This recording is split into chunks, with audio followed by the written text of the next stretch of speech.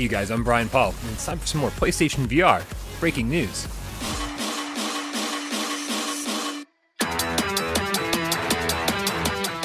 There was a ton of excitement around GDC last week, knowing that Shuhei Yoshida and Greg Rice were roaming the show floor, inviting developers to try out the PSVR2 behind closed doors. And the developers that tried it walked away extremely impressed. But the big question on everyone's mind was the Unity presentation that had a heavy focus on developing for Sony's new headset.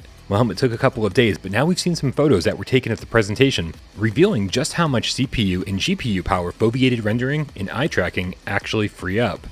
Website Android Central reports the following. Sony already announced PSVR2 would use eye tracking to support foveated rendering, consolidating the highest graphics in your line of sight, but Unity provided the first hard statistics of how much this improves performance.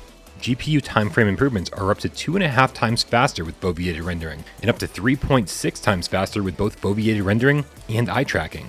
Running the popular VR Alchemy Lab demo with demanding graphics like dynamic lighting and shadows, rendering and tracking dropped frame time from 33.2 milliseconds to 14.3 milliseconds, a 2.3 times improvement.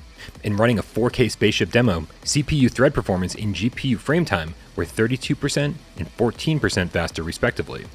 In practical terms, developers will be able to optimize their games to make the most of the PlayStation 5's raw power, and you'll never notice the dips on the periphery. According to the Unity devs, eye tracking can also provide UI benefits beyond graphical enhancements.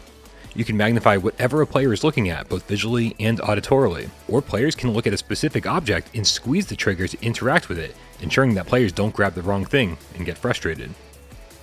There's so much to unpack here, and we'll definitely do that on tomorrow's show, but needless to say, this is going to change everything we know about VR. It proves that with PSVR2, we'll be able to have games with PS5 caliber graphics, and just how much eye tracking will change how we experience games in significant, meaningful ways, and finally deliver on true next-gen promises.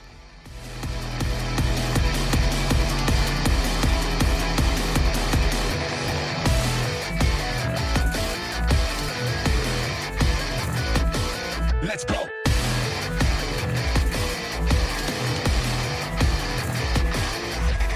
Alright you guys, it's all the breaking news I have for you today, but make sure you subscribe to the channel so you can stay up to date with all the latest PlayStation VR reviews, Let's Plays, podcasts, and of course breaking news.